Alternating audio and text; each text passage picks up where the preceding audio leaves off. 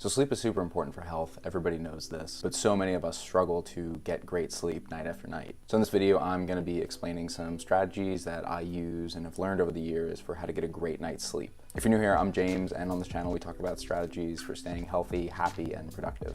And today we're going to talk about how to get great sleep. So I'm not a doctor or a sleep expert, so don't take any of this as medical or expert advice. This is just what I've learned from my own research over the years and my own experimentation with my sleep habits.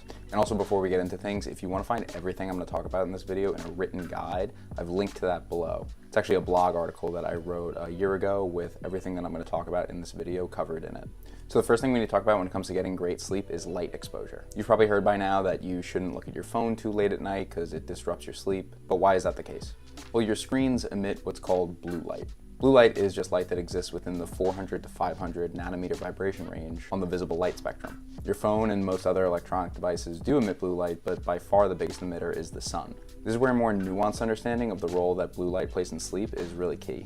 We actually need exposure to blue light in order to establish a healthy sleep cycle. Blue light exposure affects our mood, cognitive functioning, and level of alertness, but one of the most important things that blue light affects is our circadian rhythm. Your circadian rhythm is like your body's internal clock. It's your body's way of coordinating physiologic processes based on the time of day. Things such as the release of melatonin at night to help you go to sleep, cortisol during the day to keep you alert, and other hormones and processes that have a time component to them. And your circadian rhythm is heavily influenced by blue light. This makes sense when we think about the environment that humans evolved in. For thousands of years, we didn't have light sources other than the sun. So our bodies evolved along with the natural changing light conditions of our environment. So then blue light waves from the sun and their absence at night became a powerful signal to our bodies for when it was time to rest and when it was time to be active. So this is why blue light exposure at night from screens has such a negative impact on our sleep. We're actually tricking our bodies into thinking it's daytime. But on the flip side, you can use blue light to your advantage. By getting exposure to sunlight first thing when you wake up, you're actually sending a powerful signal to your body. You're setting your circadian rhythm up for success because you're giving it the stimulus it needs to establish a healthy sleep-wake cycle. It's actually been recommended by sleep scientists to get exposure to sunlight within 10 to 15 minutes of waking up each morning.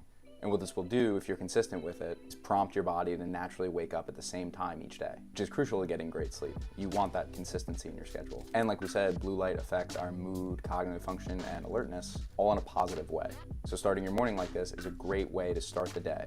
So this is strategy number one. As soon as you wake up, get out of bed, get in the sunlight. Even if it's cloudy outside, go ahead, still get outside. It's still gonna send that signal to your body. And you don't need to spend long outside either, just 10 to 15 minutes. Go for a walk, listen to a podcast, take the dog with you, whatever you need to do to get that light exposure. Okay, so now that we know how blue light affects us during the day, we're gonna talk about how it damages our sleep at night. One of the ways blue light damages our sleep is that it suppresses the production of melatonin.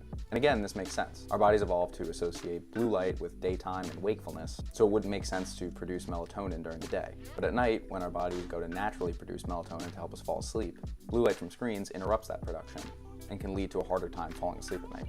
So melatonin, for those of you who don't know, is just a hormone that your body makes. You can think of it like the conductor in an orchestra. At night, when melatonin starts getting released into your body, it functions as a signal to coordinate the many other hormones and parts of your brain that, when working together, help you fall into a restful night of sleep. But when melatonin is suppressed, you end up with this low-quality, fragmented sleep. It would be like if an orchestra had a show at 9 p.m., but the conductor was running an hour late, and they decided to play anyway. Only now they don't sound that great, all the instruments are out of order, and no one is hitting the right note. Not a great experience. Now we know that screens from phones and laptops emit blue light, so it's no secret that these things do suppress melatonin production when we look at them too late at night. You'll see a lot of recommendations out there to limit or eliminate screen use 1 hour before you go to sleep. And this is a great recommendation. It's one you should follow as much as you possibly can. But for some people, I understand this might be difficult or not even possible at all. Maybe you work late at night, or maybe watching a certain show is a part of your nighttime routine that you just can't do without.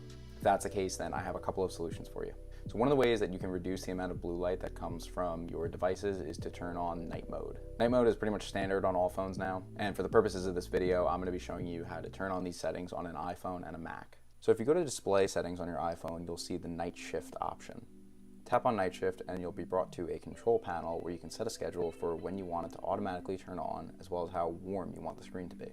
Screen warmth doesn't have anything to do with the temperature. It's referring to color temperature, which ranges from cool blue light on the one end and warm yellowish red light on the other. The warmer you make the screen, the less blue light is emitted. I'd recommend turning the warmth up all the way and setting a schedule that turns the night shift on around 7 or 8 p.m. and turn it off around 6 or 7 a.m. or whenever you wake up. You can set up night shift in the display settings on your Mac as well. Simply go to Settings, Display, then click Night Shift in the bottom right corner. Then you can set up schedule and set the screen warmth from there.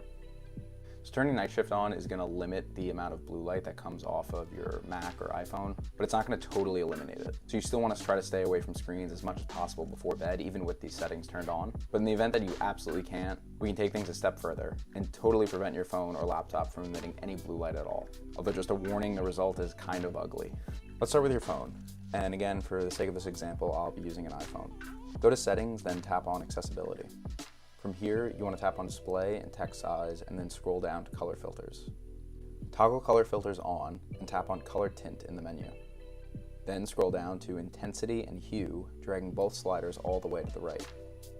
So if you did this correctly, you should have a totally red screen like I have here. And I told you it's not the prettiest thing to look at, but if you do want to eliminate all blue light coming off your screen, this is the way to do it. Now, if this is something you want to do, but you don't want to have to go digging through the settings every night, there's actually a shortcut you can set up where if you click the lock button 3 times, your screen will turn red.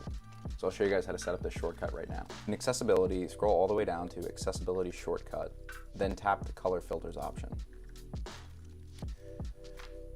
Now, when you triple click the lock button, your screen should turn red. One other quick solution I want to talk about for computer screens, whether you're on a Mac or a Windows, is a software called Flux. Flux is a free software and it uses your location and computer's display settings to gradually make your screen warmer and warmer as the sun sets wherever you're located in the world. By nighttime, Flux will dramatically reduce the amount of blue light coming from your computer screen. I definitely recommend Flux, especially if the red screen is too much for you and you want a software that is going to handle the schedule and the screen warmth all on its own. So we've gone over blue light that comes from your phone and laptop screens. Maybe now you're saying, hold on, what about my TV? Or maybe you think that just turning these settings on every night is going to be too much of a hassle. Well, don't worry, because I do have a solution for this as well. Blue light blocking glasses. Now, I know what you're thinking, no way am I wearing those, these are the ugliest things I've ever seen, and you're probably not wrong. I know these definitely aren't the greatest fashion choice, but they're not supposed to be. They're a tool, not a fashion statement. I get this particular pair from TrueDark. They're a company that makes blue light blocking glasses, and these ones with the red lenses are designed to keep out as much blue light as possible, but they also make ones with yellow and clear lenses for daytime use that block out less blue light but help prevent eye strain. I'll usually wear these if I'm on the computer or watching TV really late at night, and you get used to them pretty quickly. So I'll put them up to the camera so you can kind of see what it looks like to look through them. So this is what it would look like.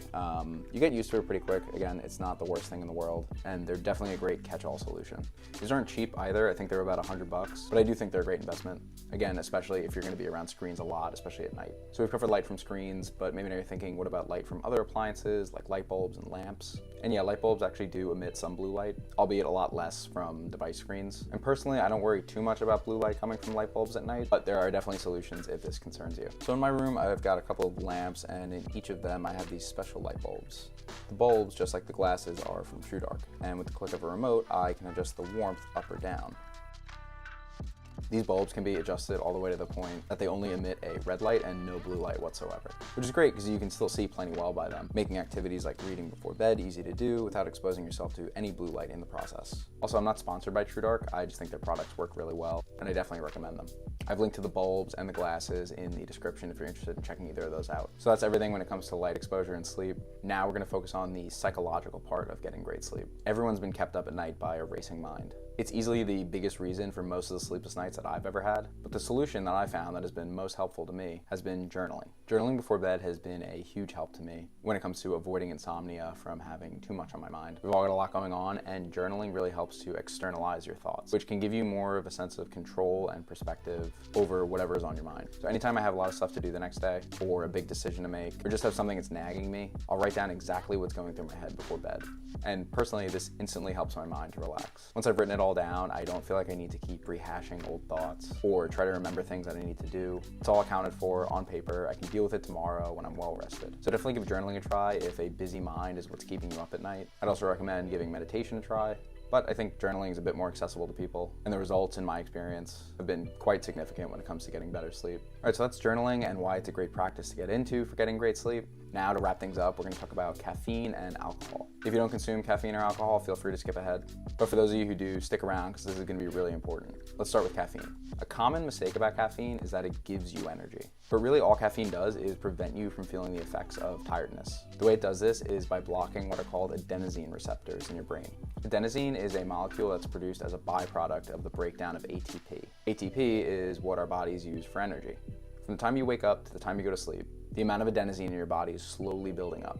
And as the adenosine builds up, it binds to adenosine receptors on your brain, which begin to make you feel drowsy, tired, and lethargic. This is what's called sleep pressure. And this makes sense, right? As you expend energy during the day, adenosine is produced. It binds to those adenosine receptors on your brain. And once this buildup hits a certain point, it signals to your brain that you've spent a lot of energy and it's time to rest. But here's where caffeine comes in. The caffeine molecule is very similar in structure to the adenosine molecule. So similar that it can actually bind to the adenosine receptor, which blocks the actual adenosine from being able to bind. A great analogy here is to think about the gas meter in a car. The gas meter serves an important function. It tells the driver when the car is running low on fuel. Now imagine a situation where the gas meter is broken and it only reads full, when in reality the gas tank is almost empty. This is exactly the kind of false signal that caffeine sends to our brain. Caffeine tricks our brains into thinking that we haven't spent that much energy because it doesn't see the adenosine bound to the receptor. And this is where the caffeine crash comes from, because eventually that caffeine will unbind from those adenosine receptors. And when it does, adenosine comes rushing back in. So you get slammed with feelings of exhaustion, and you're even more tired than before you had that caffeine. Okay, so what's the strategy? If you want to consume caffeine, how can you do it without degrading your sleep? Well, I'm going to tell you right now.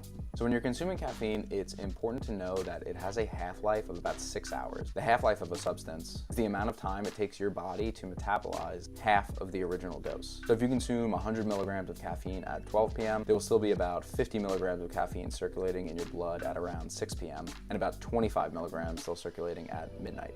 Obviously, this varies from person to person, but this is kind of just a general rule. Now, you might not feel that 25 milligrams at midnight, but it is affecting your sleep. And the reason for that is because those 25 milligrams are still blocking some of those adenosine receptors. This isn't good because adenosine actually plays a crucial role in our sleep. It promotes feelings of relaxation that help us fall asleep, and it helps coordinate other processes in our brain that are necessary for getting deep, healthy, restorative sleep. So you don't want to block any of that adenosine from doing its job. So the strategy here is to limit the amount of caffeine that you do consume and to keep that caffeine consumption to the early morning hours. As a rule, I try not to consume caffeine past 9 a.m. and I love coffee. I'm a big coffee drinker, so this can be really difficult for me. Most mornings I do stick to that 9 a.m. cutoff and I limit myself to just 2 cups. And like I said, everybody's different, but for me personally, this gives my body enough time to clear that caffeine before I go to sleep each night at around 11 p.m. Now I know limiting caffeine can definitely be difficult for people, especially if an afternoon cup of coffee or tea is something that you reach for to fight those feelings of tiredness. But it's important to realize that this is actually doing more harm than good. And it's the paradox of caffeine consumption. On the one hand, we use caffeine to feel more awake, but as a result of doing so, we can ruin our sleep for that following night, which causes us to wake up in the morning even more tired. And then the cycle just keeps going on and on. I know this might be difficult for some people. It was definitely difficult for me when I started limiting my caffeine intake, but trust me, the benefits that it will have on your sleep are well worth it. You won't need that afternoon coffee anymore because you'll have plenty of energy from getting a great night's sleep. Okay, so now alcohol. Alcohol disrupts our REM, non-REM, and deep sleep stages, which we need for things like memory formation, physical recovery, and overall health. Just like caffeine, you need to give your body enough time to metabolize alcohol before going to sleep. Otherwise, you're gonna run into problems. So in my experience, 2 drinks has been the maximum that I can have within about 3 to 4 hours of my bedtime that I can tolerate without seeing any negative effects on my sleep. Any more than 2 drinks or any closer to my bedtime, and I notice a considerable decrease in my sleep quality. I'll wake up a lot at night, or I'll wake up in the morning and just feel like I haven't slept at all, which can be attributed to the disruption of those sleep cycles that we talked about. Obviously, the best thing that you can do to get great sleep is just to avoid alcohol entirely, but if you are going to drink, and still want to give yourself the best possible chances of getting a great night of sleep, you might want to limit the amount you're drinking to 2 drinks maximum. Obviously, this also depends on the alcohol content of whatever you're drinking, and try not to drink any alcohol within 3 to 4 hours of your desired bedtime. Again, this isn't medical advice or an expert opinion. This is just what I've experienced. Everyone's body is different, so it's important to figure out what works for you. All right, so that about wraps things up. If you enjoyed this video, please subscribe. It would mean a ton to me. And of course, please leave a like and comment if you have any feedback. Again, if you want to find everything that I've talked about in this video in written form, I've left a link in the description to a guide on how to get great sleep that I wrote on my blog about a year ago. On my site, you can also sign up for my newsletter. I send it out every week, and it just covers anything that I've really found interesting lately, as well as some book, YouTube, and podcast recommendations. So check that out if you're interested. All right, thanks guys. I'll see you next time.